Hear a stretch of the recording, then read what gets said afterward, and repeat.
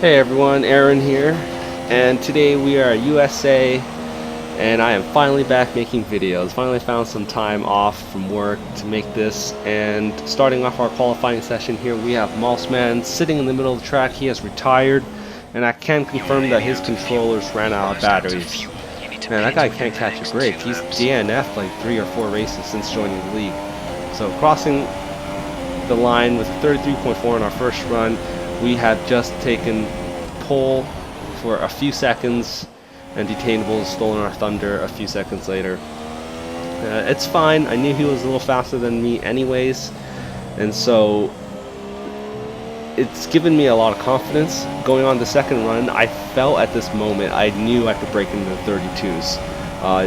Didn't do any qualifying practice, but in time trial managed to do 32.7 and 32.9 several times, and the only reason I wasn't able to put that on the board was cutting one particular corner in sector 1. And if I didn't cut that corner in this run, I could do a 32. So it's coming up right now is this blind left corner. I actually almost invalidated the lap, managed to keep it somehow, and we are about 2 to 3 tenths up. Had a really shaky exit out of that sector, so braking late here, going to manage to grab another 10th at the end of the DRS straight. Yeah, and so at this point I was really excited. This is going to happen. 32 would definitely put us in the front row, and if not the front row, at least 3rd or 4th position at the very least. And at this moment, my grandfather has decided to walk into the room, and he just decided to visit me on that day while I was racing, and he starts talking to me in Chinese, and so I start getting really distracted, and I'm just trying to, he's just asking me questions about the game, and I'm responding, and I'm just losing focus. And it was especially hard because I've never had to think and process in Chinese while playing F1. It was just something so foreign to me. So crossing the line now, we are managed to do an exact 2 tenths faster, giving us a 33.2, and provisionally second. And I was like, dude, this is way better than I had imagined. But coming to the qualifying results now, we are actually P5 with Smeej, Faken, and THM somehow setting a better time than us, probably the track Evo. But yeah, looking like Faken is a really strong reserve driver for the league and someone to look out for to next time. But yeah, if I didn't manage to improve on those 2 tenths, I probably would have been 9th or 10th position next to Julian. Yeah, right in front of Julian, so I would have been 9th position. And so yeah, 5th position is still a good position to be in to fight for the win. And here we go with 3, 2, 1 red lights. And off we go. Getting a relatively decent start here, a little too much throttle, spinning the car just a bit, and we got an entire outside line to ourselves. We're just going to follow Detainable and Speed straight through on the same line. And currently we have a Toro Rosso right on our left side. We're going to leave a little room coming on this left kink here, but Hayden has hit our side pod, which allows us to secure the racing line between the top 4, and we have Only for Win right behind us. And so, as you can see visibly right now, Faken is just lagging left and right, like forwards and backwards. And I was extremely scared at this point because I was having flashbacks from hitting Grezu at Spa, and because of that, I ended up me retiring ultimately. But we're not going to follow behind Faken, just to avoid that wing down. But at this point, it looked like he kind of stabilized his connection after the race start, so now I take that slipstream, and we have front row seats to Detainable and Smeej fighting for second position now, with Detainable on the outside, Smeej on the inside. Looks like Detainable got a better run, and he's going to take the turn, but no, Smeej switchbacks and dive bomb Detainable, and I can confirm Detainable has wing damage, and Detainable runs Faken off the track just a little bit, and we're going to use that opportunity to capitalize on 4th position. And that is lap 1. That is a very exciting lap 1, and at this point I was feeling it, like you just know me. I just get Aaron, I hope you saw that. I wasn't sure. Yep, that's Detainable, just voicing his anger and frustration of Smeesh's driving. But here we have Faken doing a dive bomb on us. Not really a dive bomb, but he was a lot closer than I thought. So at the time, I was like really annoyed, but fair play to him. He got the position back. Yeah, after dealing with random wide, so can't really blame him. So following through in Sector 1 now, I was like, they are going really slow, and I knew at this point this is probably going to be a sector that's going to allow me to catch other cars in front. So we're close enough to make a move on Faken, and we go for it, doing it very nicely, keep it under control, and we give Faken a love tap, and it has resulted in an illegal overtake. So you're going to see the two cars, Hayden and Faken, just fly by me, and that was a mistake on my part. I mean, I didn't mean to lift off so much where I would give him like 2 or 3 car lengths in front of me. And so, props to Hayden for being able to capitalize in that situation. I'm pretty sure he was confused of why I dropped back, and so was Faken.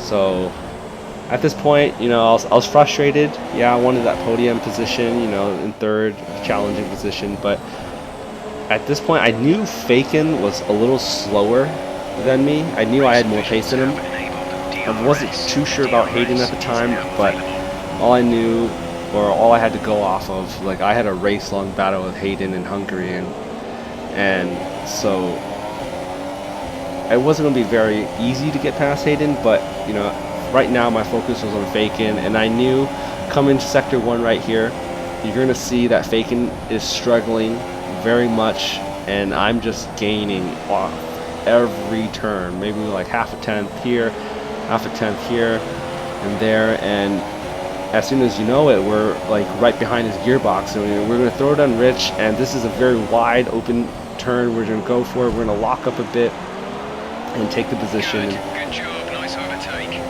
Now Jeff is a little more excited about that move than I am, because at the time I felt really bad for doing that move because I did kind of lock up into Faken, but I did leave him room on the outside. Like, even if I didn't slam into him, he would have had room to make the turn if he left me room, as if I was going to make the overtake. But I think he fell asleep and just didn't realize I was going to go for it. So at the time of racing, I thought it was a fair move.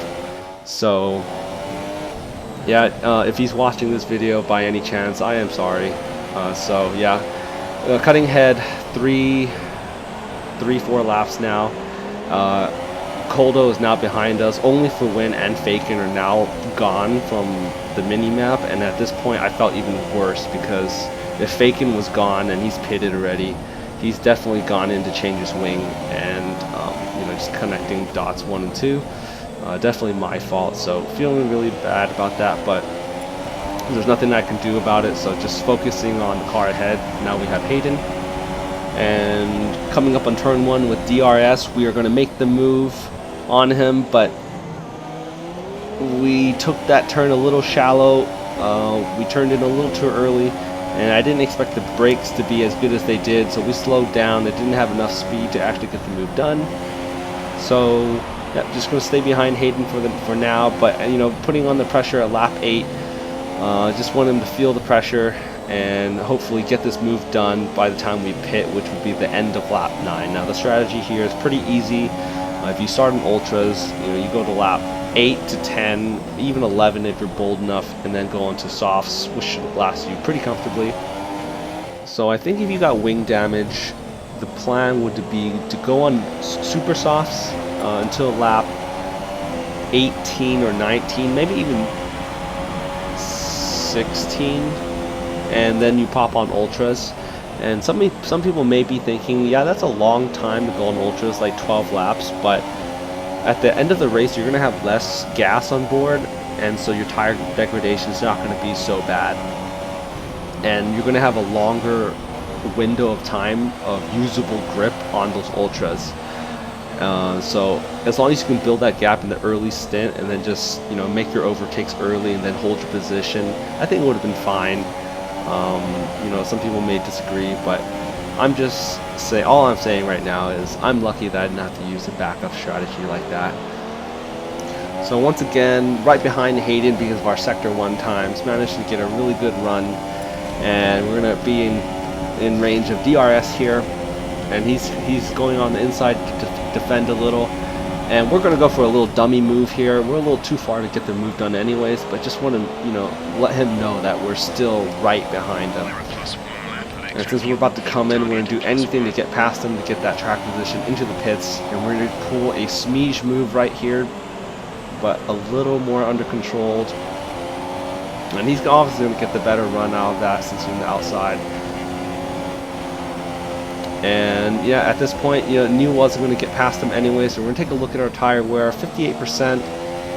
Yeah, it's time to come in, so we're going to go into the pits. And Hayden has just last minute decided to come in and slow-mo this down for you guys. Barely makes the dotted white lines. I don't know. You guys tell me, is that illegal? Is that fair?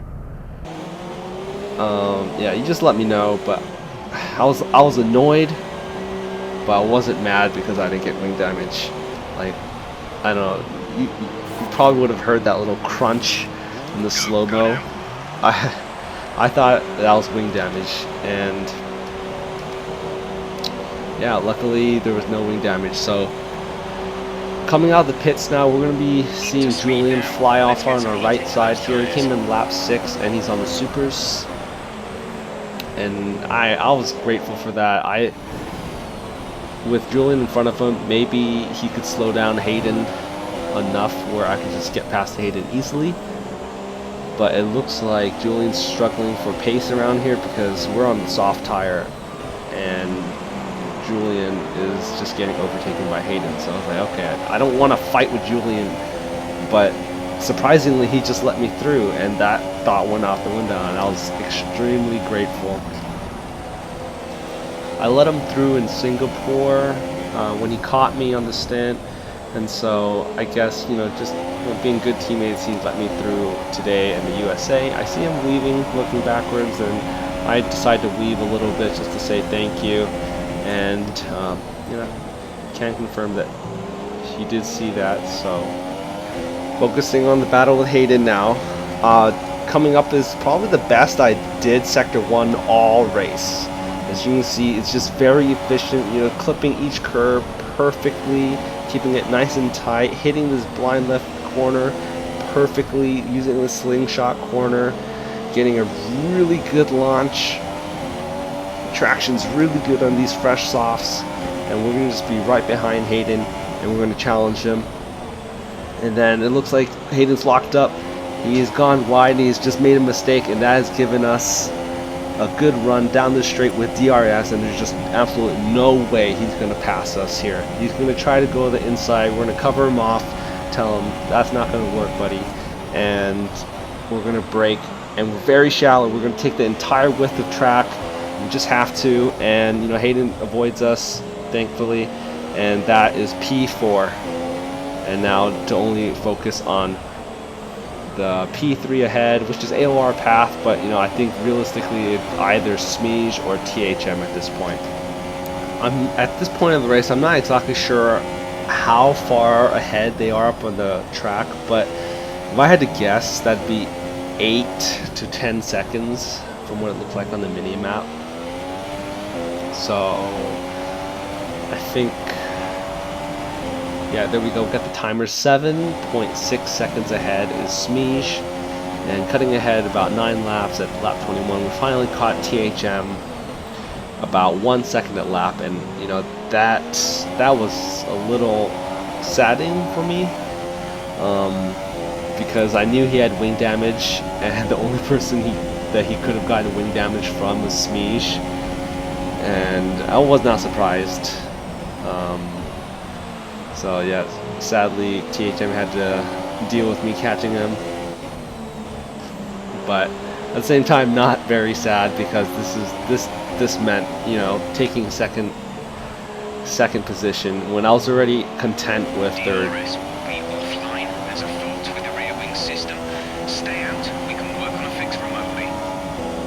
And so as I'm ready to get past THM on the straight or something like that, I can't even use my DRS. It's like the game knew THM had like wing damage, and he wanted, and it wanted like a clean, fair fight between us two. So I was like super frustrated. I'm going left and right to fake out THM, and I kind of hit THM, and I was like, I'm just gonna roll with it, and I'm just gonna, you know, leave him in the room, and we're both go down into the S's, and I somehow take the position.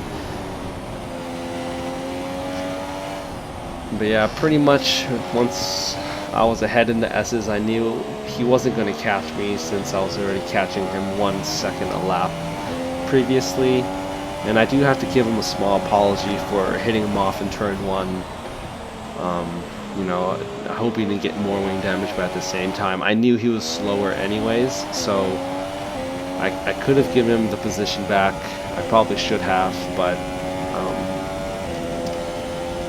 I didn't, so sorry.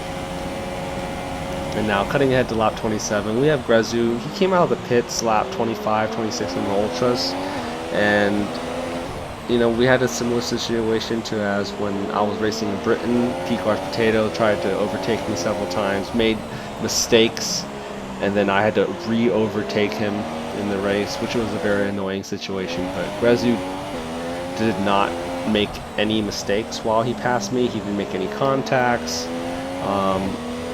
and yeah, he did it the right way. So very happy about that. So taking a peek at my tire wear, 68% by the end of the race, which is actually very good, not even into the 70s.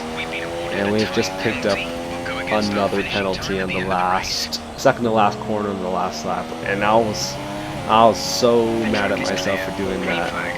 I was scared of losing a position to Hayden, which he was a solid 3 seconds behind me. And you know, if it was anyone else, I probably would have lost that position, but since Hayden's known for picking up penalties, I get to keep that second place. And as the adrenaline dies down after another eventful Grand Prix, here come the top 3 out onto the podium.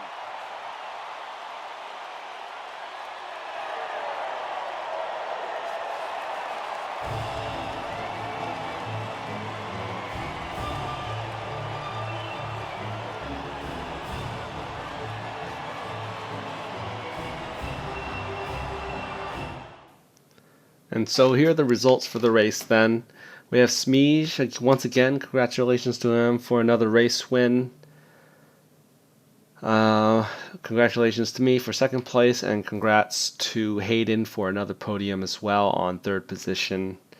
I'm definitely going to have to say that luck was a factor here, because THM picked up some wing damage from Smeej, and Detainable also picked up some wing damage from Smeej, which ultimately led him to retire from the race. I don't want to get into specific now, but yeah, I would have to definitely say luck played a factor. And, you know, I'll take that. Second place is good for me. I've been struggling with my new wheel for the past 5 races, and to finally get a really good result at my home race and also one of my favorite tracks, I will take second place. Really happy with this result. And so far I am 7th in the standings. 7 is also my favorite number, but I had hoped to be higher in the standings. There is a chance to move into 5th on the Drivers' Championship. That's assuming I score enough points in the next 3 races to outscore Julian Detainable. Julian is there's a chance I can outrace him, but Detainable's looking pretty strong in this game right now with taking 3 wins in a row. And if he didn't DNF, yeah, that gap would have been a lot higher than it should be now. So, yeah, I will actually have to miss Mexico next week, sadly. It's probably one of my fastest tracks, and yet another track that I'm fast at I have to miss. Mexico and Monaco, that would be so, you know, sad about that, but you know, can't do anything about it. I've had this trip planned for a few months, So I will be available for Brazil and Abu Dhabi, two tracks. Brazil I really enjoy, and Abu Dhabi I'm just average at. So, hope to see you guys then, and I hope you guys really enjoyed my video today. Thanks.